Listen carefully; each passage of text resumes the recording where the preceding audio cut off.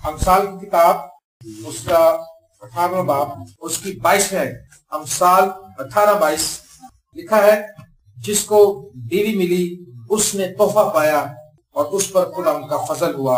आमीन। अमसाल 18-22 की ये आयत जो मैंने आपके सामने पढ़ी है, क्या आप सब ने इस पर कभी गौर किया? किस किस ने इस पर कभी किस किस को इस हवाले का पहले पता है? जिसको बीवी मिली उसने तोहफा पाया और उस पर खुदा का फजल हुआ। यहाँ पर काफी लोग शादीशुदा बैठे हैं, मैं भी मेरे पास मुझे 19वां साल जा रहा है, शादी हो गई मेरी 19 साल पहले, और मैंने देखा कि ये बहुत अच्छे तरीके से 19 साल हमारे गुजर गए। आज हम थोड़ा सा शादी के ताल्लुक से स्टडी करेंगे, ब्लेसिंग्स।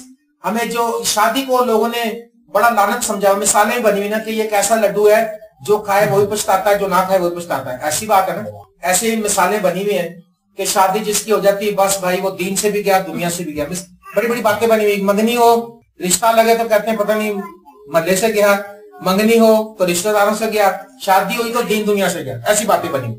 लेकिन खुदा का कलाम हमें क्या बताता है? ये सब बातें ऐसी बकवास हैं। ये लिखा है, जिसको बीवी मिली उसने तोहफा पाया। एक खूबसूरत बात है ये। बीवी को खुदा का कलाम हमें बताता है कि वो एक तोहफा है। जिसको बीवी मिली उसको तोहफा मिला। देखें, जिसको किसी को कोई तोहफा मिल जाता है, हमें बहुत से लोग तोहफे देते हैं, तहाइफ देते हैं। हम क्रिसमस पे तहाइफ देते हैं, शादियों में तोहफे देते हैं। तो हम क्या करते हैं? तोहफे को कैसे रखते हैं? संभाल रखते हैं कि फेंक देते हैं? उठा के घर लाके तोहफे फेंक देते हैं कि रखते हैं? संभाल के रखते हैं और उसको बताते हैं लोगों को। आज मैं आपके सामने कुछ ऐसी बातें रखना चाहता हूँ, क्योंकि भाई लतीफ जो है अब शादीशुदा हो जाएंगे। भाई लतीफ ही नाम है जी आपका। भाई लतीफ शादीशुदा हो जाएंगे। मैं इनको पहले से प्रिपेयर करना चाहता हूँ कि ये शादी इनके लिए बरकत का बाइस हो, और ये गवाही दें कि यार शादी बहुत अच्छी चीज है, शादी करनी चाहिए। ऐसे लोग आज शादी के नाम से डरते हैं, लोगों को डरा देते हैं लोगों को कि जी शादी करनी सौखी है, संभालनी बड़ी औखी है। ऐसी बातें है ना, कहते हैं जी शादी तो कर लेना बंदा कर्जा कुर्जा चुक के, बाद से बड़े मसाइल ने। मैं आपको बताऊं, अगर हमारी जिंदगी में खुदावन यीशु रहता है तो शादी बड़ी कामयाब है, और अगर हमारी जिंदगी में यीशु रहता तो हर चीज नाकाम है। शादी क्या, कारोबार भी हमारा नाकाम है, हमारा बिजनेस भी फेल है, हमारी लाइफ भी फेल है, हम हर तरफ से नाकाम रहेंगे। लेकिन अगर खुदावन यीशु मसीह हमारी जिंदगी में रहे तो हम कामयाब हो सकते हैं। यहाँ पर लिखा, जिसको बीवी मिली उसने तोहफा पाया और उस पर खुदा का फजल हुआ। और अगर हम देखें ज़बूर 128, तो वहां पर लिखा है, ज़बूर नंबर 128 में देखा कितनी प्यारी बात लिखी है। देखें, लिखा है, बारिक है हर एक जो खुदावन से डरता और उसकी राहों पर चलता। अगर तो भाई लतीफ आप खुदा से डरते रहेंगे, अगर तो आप चाहते हैं कि शादी कामयाब हो, तो आप खुदा के साथ जुड़े। हम आपको बताना चाहते हैं कि अगर आप खुदावन से डरते रहेंगे, खुदावन के साथ जुड़े रहेंगे, तो फिर तो आप तरक्की की मंजिलें चढ़ते रहेंगे, और फिर आपको ये शादी बोझ नहीं लगेगी बल्कि बरकत लगेगी, और आप लोगों को उभारेंगे। भाइयों, आप जरूर शादी करो। आप लोगों को ये नहीं कहेंगे कि ना भैया तौबा कर, मेरे वाल देख ले। मुझे एक शख्स ने कहा था, कहा मेरा बड़ा बुरा हाल है। मैं कहा जी ਤੁਹਾਡਾ शादी से बाहर होया तो मैनू क्यों मदद करन दे? तुसी कीती ते मैं भी करांगा, बड़े भरा ने कीती छोटा भी करेगा। अरे भाई, शादी बहुत अच्छी चीज है, बशर्ते के लिखा है, मुबारक है वो आदमी जो खुदावन से डरता है और उसकी राहों पर चलता है। तू अपने हाथों की कमाई खाएगा, तू मुबारक और सादतमंद होगा। तू मुबारक होगा, अपने हाथों की कमाई खाएगा, बशर्ते कि तू खुदावन से डरता है। और जो खुदावन से डरता है, आगे लिखा है, तेरी बीवी तेरे घर में मेवादार ताक की मानिंद होगी। तेरी बीवी तेरे घर में मेवादार ताक की मानिंद। आपके घर में आपकी बीवी का होना गोया के इस तरह से होगा कि जैसे एक फलदार दरख्त की डाली होती है और उसमें फल लगता है, और आप समझ सकते हैं। लेकिन अगर आप खुदा से नहीं डरते तो वो मेवादार ताक की मानिंद नहीं होगी। मैं तो ये समझता हूँ कि वो सांप की मानिंद होगी, कांटों वाली झाड़ियां होगी, वो चुभती रहेंगी आपको। वो मेवादार ताक बीवी आपकी तब होगी जब आप खुदा के साथ चलते होंगे। आज घरों में नाकामियों की वजह यह है कि हम खुदा के साथ नहीं चल रहे होते और इल्जाम देते हैं, इसने ये कह दिया, मेरी बीवी की जो बहनें इसको सिखाती है, जानती है तो मेरे ਨਾਲ लड़ती आपके। अरे भाई, मेवादार ताक नहीं, अब वो खारदार ताक है। वो है खार खार शाखे गुलाब की मानिंद। کسی شاعر نے شعر کہا میں زخم زخم پھر بھی گلے لگاؤں اس کو, پھر ہمیں آگے باتیں کہتے دیکھو اور صبح شام میں کنڈے چبوتی میں پھر بھی درگزر کرنا ہے نا. وہ خار خار ہے, اس کو کانٹے کی ڈالی کہتے ہیں اور اپنے آپ کو زخم زخم کہتے ہیں اور کہتے ہیں ہم پھر بھی برداشت کر رہے ہیں. وجہ کیا ہے؟ خداوند کے ساتھ کوئی رشتہ نہیں ہے. وجہ کیا ہے؟ خداوند کو ٹائم نہیں دیتے. اگر میاں بیوی دونوں مل کر خداوند کی حضوری میں بیٹھنا شروع کریں, بچوں کو لے کر بیٹھنا, لکھا ہے تیری بیوی تیرے گھر میں میوہ دار تاک کی مانند ہوگی اور تیری اولاد تیرے دسترخوان پر زیتون کے پودوں کی مانند. دیکھو ایسی برکت اسی آدمی کو ملے گی جو خداوند سے ڈرتا ہے. ہاللیلویا. جو خداوند سے ڈرتا ہے اس کی بیوی اس کے گھر میں میوہ دار تاک ہوگی. جو خداوند سے ڈرتا ہے اس کی اولاد اس کے دسترخوان پر زیتون کے تازہ پودوں کی پتوں کی مانند ہوگی. زیتون کے پودے, زیتون کے پتے, نرم نرم شاخیں, وہ آپ کے گھر میں. ورنہ کیا ہوگا کہ وہ بچے بھی جو سے وہ زیتون کے نہیں, وہ اونٹ کٹارے بن جائیں گے, کیونکہ کوئی رشتہ نہیں ہے. جو جس کو بیوی ملی اس پر خدا کا فضل ہوا اور اس کو تحفہ ملا. یہ خدا کی طرف سے ایک تحفہ ہے. خدا نے آدم کے لیے کہا آدم کا اکیلا رہنا اچھا نہیں ہے, میں اس کے لیے ایک مددگار اس کی مانند بناؤں گا. اور خدا نے ایک خوبصورت عورت بنا کر اس کے سامنے لے کر آیا اور وہ اس کی مددگار بنائی گئی ہے. آج خاندانوں میں میاں بیوی کا رشتہ میں آپ کو بتاؤں وہ رشتہ ہے جو کلیسیا اور مسیح کا رشتہ ہے. اگر آپ دیکھ لیں کہ کیا مسیح کلیسیا کو, خدا نہ خواستہ, خدا نہ کرے, خدا مجھے معاف کرے, کبھی مسیح نے کلیسیا کو گالی دی؟ اس کو تو خود ڈائریکٹ کبھی کوئی گالی دیتا تو آگے جواب نہیں دیتا اس کو. کیا آج ہمارے گھروں میں تو یہی ہے. اب ہمیں بیویاں جو ہیں بہنیں ہمیں شکایت کرتی ہیں کہ میرا شوہر جو اس کی زبان بہت گندی ہے جی, ایسی گندی گالیاں دیتا کہ آپ سوچ نہیں سکتے. آج جو شخص خدا سے ڈرتا ہے اس کی نسل زمین پر زور آور ہوگی. جو آدمی خدا سے ڈرتا اس کی نسل, کیا آپ چاہتے ہیں کہ آپ کی نسل زور آور ہو؟ کہ اگر آپ خدا سے ڈرتے ہیں آپ کا خوف لوگوں پر چھا جائے گا. ہاللیلویا.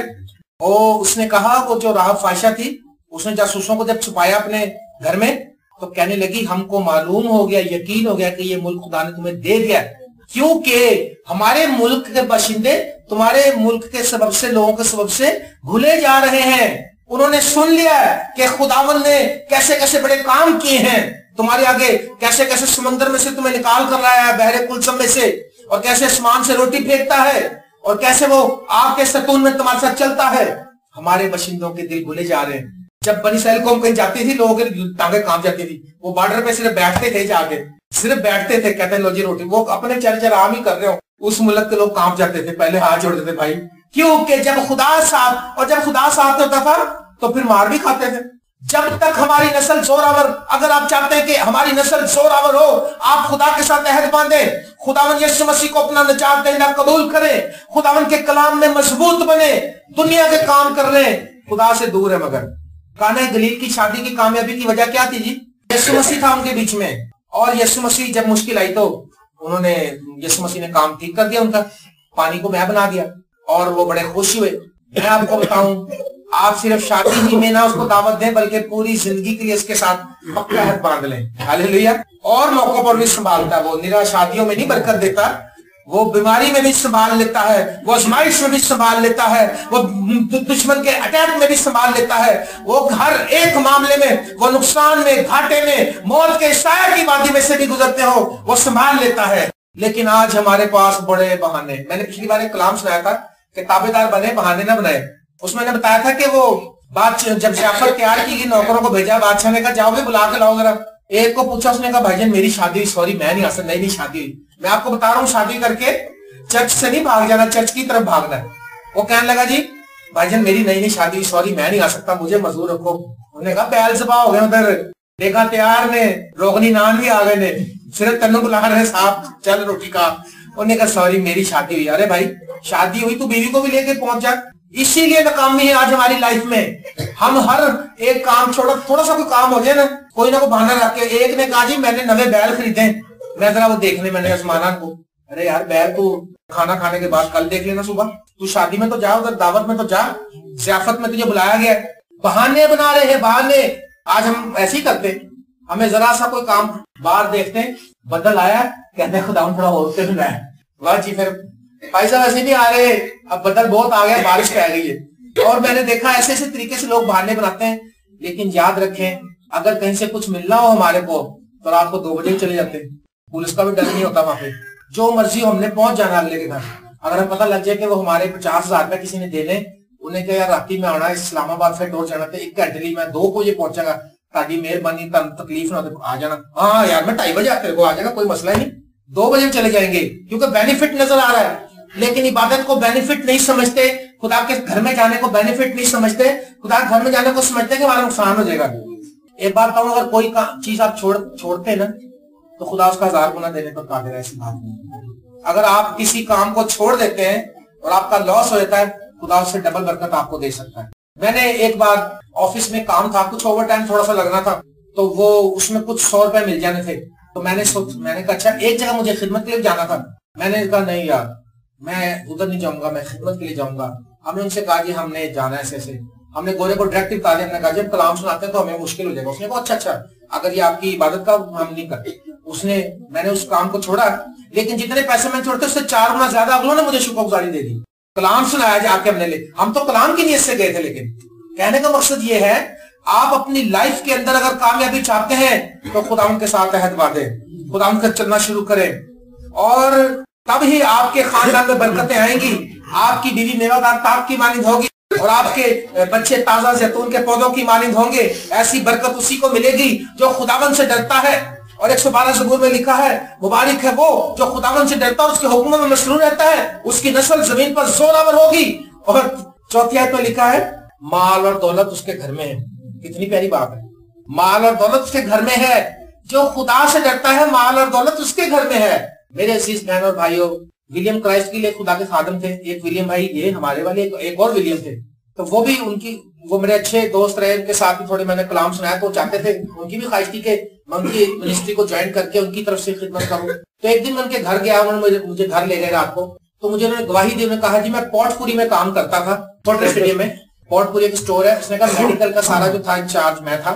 उसने कहा लेकिन मैं जब तनख्वाह लेता था और मैं तनख्वाह लेकर अपनी दयकी के लिए नवे नोट निकालता था, और वो पूछता था कैसे थे यार तुम हमेशा थोड़े से नोट नहीं मांगते हो। उसने कहा भाई मैंने उसको बताया कि ये मैंने खुदा को देने होते हैं।